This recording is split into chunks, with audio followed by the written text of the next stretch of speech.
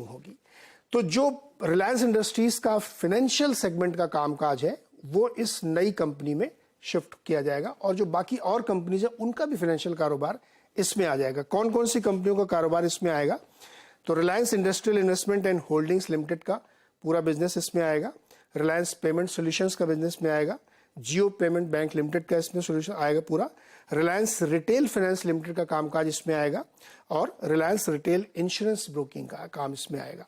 ध्यान रखिएगा कि जो Reliance industrial investment and holding है, जिसको RIIHL के नाम से जानते हैं, उसके पास रिलायंस इंडस्ट्रीज की 6.1% की होल्डिंग है, जो ट्रेजरी शेयर्स हैं, जिनकी वैल्यू करंट वैल्यू लगभग 1 लाख करोड़ है, वो सारे इसमें ट्रांसफर हो जाएंगे। ये कंपनी काम क्या करेगी? ये कंपनी कंज्यूमर फाइनेंस में जाएगी, रिटेल फाइनेंस में जाएगी, ब्रोकिंग में जाएगी, म्यूचुअल फंड में होगा, इंश्योरेंस कारोबार होगा, ऐसे तमाम वो सारे सेगमेंट के कामकाज होंगे जो NBFC के तौर पे या अलग से इसमें किए जाते हैं। तो ये एक बड़ा स्वरूप है जियो फाइनेंशियल सर्विसेज का जो हम सबके सामने आने वाला है। अभय जी, ये जो होने जा रहा है फाइनेंशियल सेक्टर में, और रिलायंस को हम लोग हमेशा जानते हैं कि एग्जीक्यूशन के मामले में इनका कोई सानी नहीं है। हमने रिटेल में देखा है, हमने जियो प्लेटफॉर्म्स के तौर पे देखा है, हमने रिफाइनरीज के तौर पे भी देखा है। कैसा लग रहा है आपको ये? जी नमस्कार नीरज जी, और आपके सारे दर्शकों को नमस्कार। सबसे पहले मैं कहना चाहूंगा कि जो भी मैं कहूंगा या किसी स्टॉक के नाम लूंगा तो उसे कृपया रिकमेंडेशन ना समझे, स्टैंडर्ड डिस्क्लेमर है। हमारी चर्चा इस बात पे है रिलायंस की फाइनेंशियल सर्विसेज के इम्पैक्ट की, तो उस पर ध्यान रखते हुए नीरज जी, एक तो बड़ी अच्छी बात ये हुई कि काफी रिलायंस के शेयर होल्डर्स का ध्यान था कि डीमर्जर होगा, रिटेल का और टेलीकॉम का वैल्यू अनलॉकिंग होगी, पर रिलायंस ने एक तरह से तोहफा दे दिया अपने शेयर होल्डर्स को फाइनेंशियल सर्विसेज को डीमर्ज करके। और मुझे लगता है जितना मैंने एनालिसिस किया है, ये एक बड़ा इवेंट है रिलायंस की हिस्ट्री में और रिलायंस के शेयर होल्डर्स के लिए भी, क्योंकि अभी भी मुझे लगता है एनालिस्ट अंडर एस्टिमेट कर रहे हैं इसकी ट्रू वैल्यू। और कुछ नंबर्स को अगर हम देखें नीरज जी, जैसे आपने कहा ट्रेजरी स्टॉक की वैल्यू ही 1 लाख करोड़ है और उसके ऊपर भी नेटवर्थ है, तो मेरे हिसाब से करीब 1.25 लाख करोड़ की इसकी बुक वैल्यू है। और ये बुक वैल्यू इसको जैसे आपने कहा 5वें नंबर की फाइनेंशियल सर्विसेज कंपनी बनाती है, मेरे ख्याल से उससे भी ज्यादा होगा, क्योंकि बजाज फाइनेंस की नेटवर्थ 80-85 हजार करोड़ है। तो काफी बड़ा स्केल का बिजनेस कर सकती है ये कंपनी। दूसरी बात इसमें एक ये है कि कैप्टिव बेस जो है रिलायंस ग्रुप का कस्टमर्स का, करीब 2 करोड़ के कस्टमर्स हैं उनके रिटेल में और जियो में, अगर मैं सबको मिला दूं तो एक स्टार्टिंग जो है वो बहुत बड़ा लॉन्च है, मतलब छोटा लॉन्च नहीं है।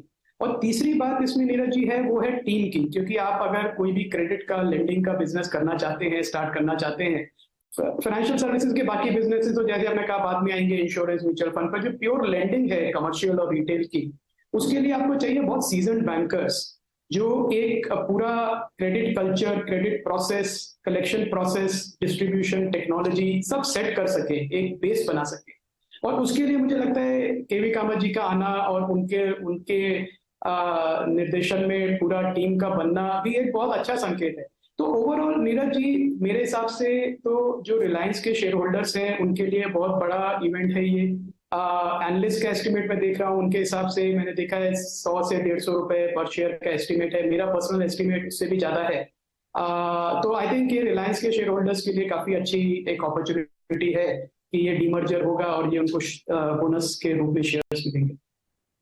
बिल्कुल। तो जैसे कि आपने कहा कि एक बहुत ही सीजन्ड टीम भी इसको लीड करेगी, और जिससे ये लगता है कि ये बहुत एक सीरियस मैं कह सकता हूं कि डिसरप्शन है इस सेगमेंट में। देवेंद्र सर, ये मैसेज हो गया। Devendra sir, KV Kamat banking industry का सबसे बड़ा नाम, हितेश सेठिया को भी लाया गया जो इसकी CEO होंगे और कामत साहब चेयरमैन होंगे।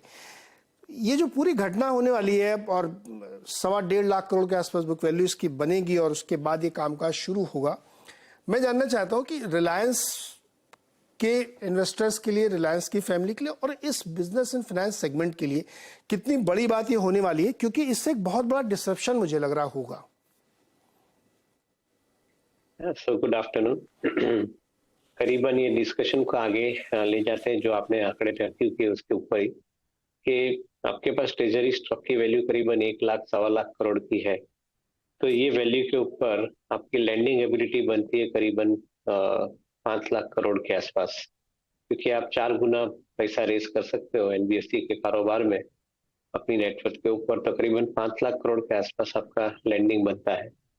अगर 5 लाख करोड़ का लैंडिंग बनता है तो उसके अंदर आपके पास they would be the largest NBFC of the country, surpassing even Bajaj Finance, क्योंकि बजाज फाइनेंस के आसपास करीबन 2.5 लाख करोड़ का लैंडिंग का कारोबार है। सो एक सबसे पहला पॉइंट ये बनता है। दूसरा पॉइंट ये बनता है कि आपके पास रिलायंस जियो के जो रिलायंस जियो के जो मोबाइल के कस्टमर है और रिलायंस रिटेल के B2B कस्टमर, यानी जो किराना स्टोर के एंटरप्रेन्योर्स हैं, और at the same time I think जो रिटेल के अंदर जो कस्टमर क्रेडिट के ऊपर माल बाय करते हैं, जैसे इलेक्ट्रॉनिक्स के अंदर क्रेडिट के ऊपर माल बाय करते हैं, तो आई थिंक ये जो कस्टमर है, ये कस्टमर को आपको सीधे सीधे मिल जाते हैं। अलॉन्ग विथ रिलायंस जियो का सब्सक्राइबर का बेस होना, आई थिंक उसके साथ में आपको लास्ट माइल कनेक्टिविटी भी मिल जाती है, which means that you can disburse loan to the end customer in no time because of your connection ability with the end customer through the Jio network that they have. और at the same time जो retail किराना store के जो merchant है, आप एक average पकड़ के चले कि वो लगभग 1 करोड़ मर्चेंट को टारगेट कर रहे हैं, और एवरेज 1 करोड़ मर्चेंट के आपको 5 लाख की सपोज लोन मिलने एक्सपेक्टेशन है उनको लोन का एवरेज, करीबन टोटल एड्रेसेबल मार्केट साइज है वो करीबन 50 लाख करोड़ के एड्रेसेबल मार्केट साइज का आप एड्रेस करने जा रहे हो। उसके सामने शुरुआत का कारोबार करीबन 5 लाख करोड़ का है, तो business will definitely have lot of possibilities going forward. Retail के कस्टमर के अंदर भी आई थिंक कारोबार बड़ा हो सकता है, उसकी भी पॉसिबिलिटी है। Overall we remain I think extremely convinced about the prospects of the company. कैसे बिजनेस अनफोल्ड होता है, अभी तो खाली परमिशन मिली है एलटीएनसी के पास से, आगे जाके के समय के अंदर जब ये डीमर्ज होने के बाद कंपनी सक्सेस ऑपरेशन शुरू करेगी, कैसे स्ट्रेटेजी बनती है, कैसे परफॉर्मेंस आता है, आई थिंक वो समय बताएगा, बट एक पॉसिबिलिटी इतनी गिनी जानी चाहिए, ऐसा मैं बताता हूँ। बिल्कुल एक बड़ी पॉसिबिलिटी। अभय जी,